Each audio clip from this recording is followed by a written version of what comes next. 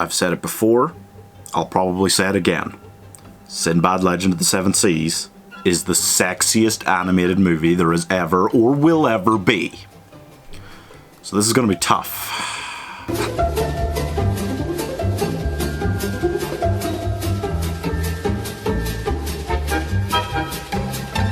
What are we doing today? I'm glad you asked. What is up, guys? It's Pieman. Now, I've gotten requests about it. There are quite a few October-fitting style fan casts to be done, and they have been requested, and I have listened, and I will get to them. First, I wanted to do this because I've been looking forward to doing this for a little while. I've been trying to think of who's right for some of these roles, and I just thought I'd do it before I start into the real October-heavy stuff, you know? So Sinbad Legend of the Seven Seas is one of the best DreamWorks films. Don't try and deny it. You're lying to yourself and others if you do. Basically, Sinbad, he's this kind of roguish bad boy, and he almost lets his friend get killed for him, but then doesn't quite. And there's this whole sexy goddess, and then there's this other sexy lady, and Sinbad himself is very sexy, and you know what, Proteus is pretty sexy too. Everyone's pretty sexy. It's a very sexy film. And they're sirens, they're sexy, but then they're not, because they're sirens, so they're never actually sexy. It's a whole thing. So, I thought it would be great today to try and cast the super sexy Sinbad Legend of the Seven Seas if they tried to do it in live action, which is unlikely, but I mean, they'll probably do a live action Sinbad movie of some sort at some stage. And I mean, of all the Sinbad styles I've seen, there's some older movies and stuff. This is definitely still my favorite, you know? This just works so well. It was so good. So here we go. So I mean, Sinbad, oh my god, Brad Pitt played him in the original, you know, as the voice actor, and you're just kind of like, god damn. Ooh, how do you do it? How do you do it? How do you go? Where do you go? Well, frankly, I was unsure for a while too. Honestly, yeah, I wasn't certain at all. I think I've settled on it, and I think this is right, and I know it could work. I want Charlie Hunnam, okay? yeah, Sons of Anarchy, Charlie Hunnam. Charlie Hunnam, who really hasn't found his footing as a leading man in movies so much. No, he was like the lead in like the King Arthur one they tried to do recently. Didn't work out too well. He's done a couple others, not as big, you know. And you wonder why, because he was so good as the lead in Sons of Anarchy all that time, and he should really be able to break into kind of blockbuster films. And I've been waiting for him to get like a role in like Marvel or DC or something, you know, and he hasn't yet. And I think, you know what, he'd do a great Sinbad, you know, and he is sexy enough, you know, goddamn. Oh yes, and he's got that kind of swagger about him, that kind of bad boy swagger from all those Sons of Anarchy years. So he could totally do that kind of not quite a totally good guy that Sinbad is, you know. Next, Marina is, and this is my big problem, okay? I cast two women as Marina and Eris, okay? As the nice lady who turns out to help out Sinbad, and she is meant to marry Proteus, but then she kind of falls for Sinbad, because how could you not? He's Sinbad. And there's Eris, who is the scary, evil lady who's the god, and oh, she's nasty. Oh, she's a nasty girl. And I basically almost got to the stage where I was tossing a coin to decide which of these two actresses should play which roles. I knew I wanted them both. I knew they'd both be so good. And I was just kind of like, wow, which one which? I think I've settled, and it's so hard, like I keep switching back and forth. I think I've settled on Marina being played by Ana de Armas, okay? I love her. She is, of course, goes without saying, super sexy, okay? So attractive back in, like, she I think I first saw her in, like, Knock Knock with Keanu Reeves. Whoa. And that, whoa, okay? And then she did Knives Out, and she was so good in that. And now she's in No Time to Die eventually upcoming. It's been delayed again, god damn it. And she's just always so attractive, and she's so skilled and talented. I love her. I love her as a lead, and I'd love to see her in this kind of role, because we do quite often see her as this kind of slightly femme fatale character, you know, this kind of darker nature to her, and that made me think maybe she should play Eris. But then I was like, no, because I really think she deserves this shot at being like a true, like, awesome swashbuckling heroine, and that's kind of more what Marina is, you know. She's, you know, at some point she's just saving all of the guys on the ship when she's the only girl there, especially with the sirens, definitely with the sirens, oh yeah. And she's just so good, and I'd love to see her in that role.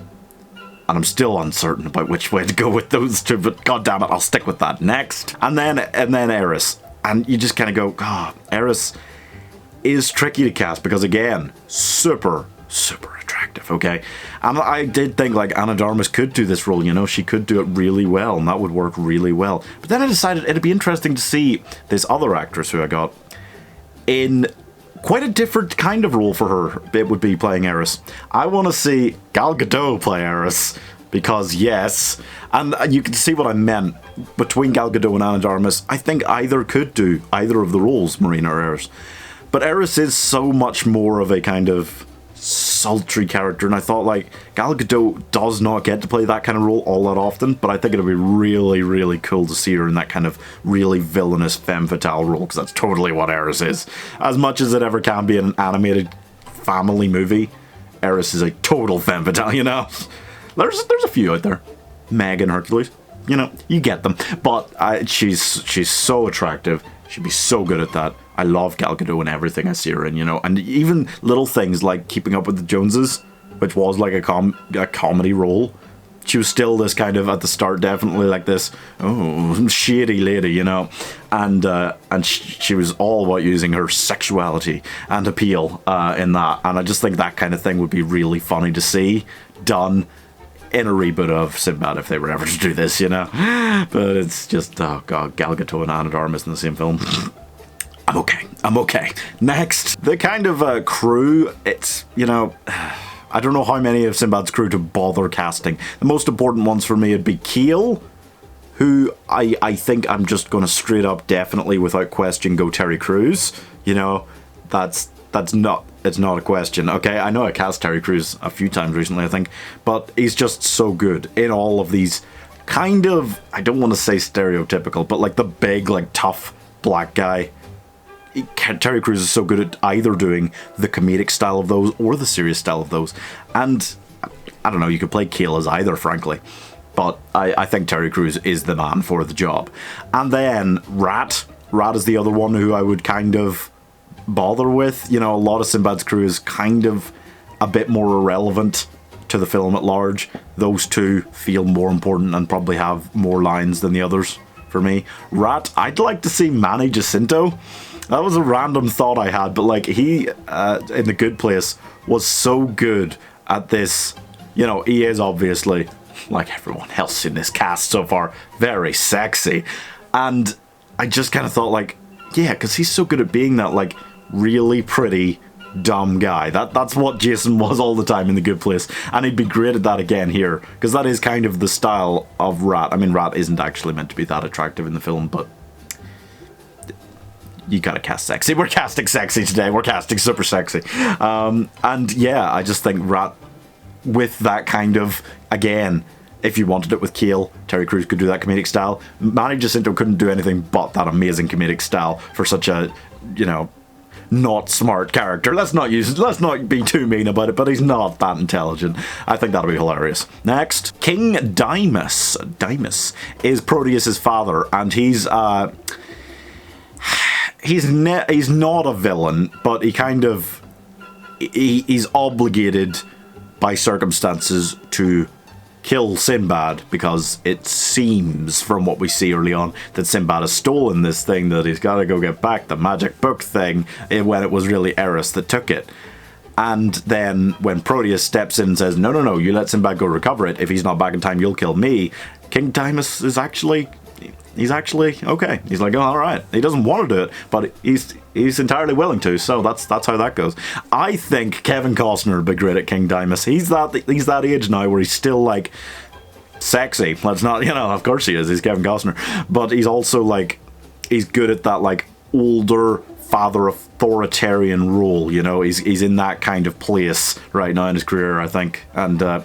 Yeah, that's what King Dimas is, and Kevin Costner would be great at that, you know. It's a serious kind of role. It's a serious kind of film, for the most part. That's why you need, like, Sinbad's crew to be more comedic, because all the lead characters are all so much of the time just like, you know, ooh, so much death and all sort of going on, yeah, stuff, yeah. King Dimas, Kevin Costner, great. Next, finally, you need Proteus. Yeah, don't know why I saved him for the end, but I did. And Proteus is, you know, for me, personally, he's the least sexy of those four leading characters. Sinbad, Marina, and Eris are probably all portrayed as sexier. But Proteus is kind of, I don't know. And again, I'm going to cast someone who wouldn't normally play this kind of role necessarily, but I think would be great at it. And I'm going to cast Tom Hiddleston. Ooh, not only, obviously, sexy, looks great with the longer hair, which Proteus has, you know, from his time as Loki. We know this. And third, I just think he'd be great at that kind of, no, don't screw me, you know, I'm stepping in for you and I'm sacrificing this for you and you really don't screw me. And then the rest of the film he's kind of sitting around in prison and waiting to be like executed, and he's quite serious about it. But you know, he could also be like a bit quippy. I think Tom Hiddleston find the balance between those things so well, you know. It's a tough balance to manage to be a bit quippy, you know, kind of Marvel-y humor. Oh, Marvel-y humor. Tom Hiddleston, great, you know. the kind of you'd need for that if you were going to try and not play it off as like super serious, you know, which you probably don't want to, like super serious, if it's still kind of for kids, you know. I can't imagine them making this like rated R or anything, so. But that's just what I think. What do you think? Let me know in the comments. And please subscribe. Thank you guys for watching. Subscribe? What? Subscribe. And don't worry, I will have plenty more fan casts relating to October and things upcoming. So check out those Thursday and Sunday, hopefully every week, at 5 PM BST on the channel. And also subscribe.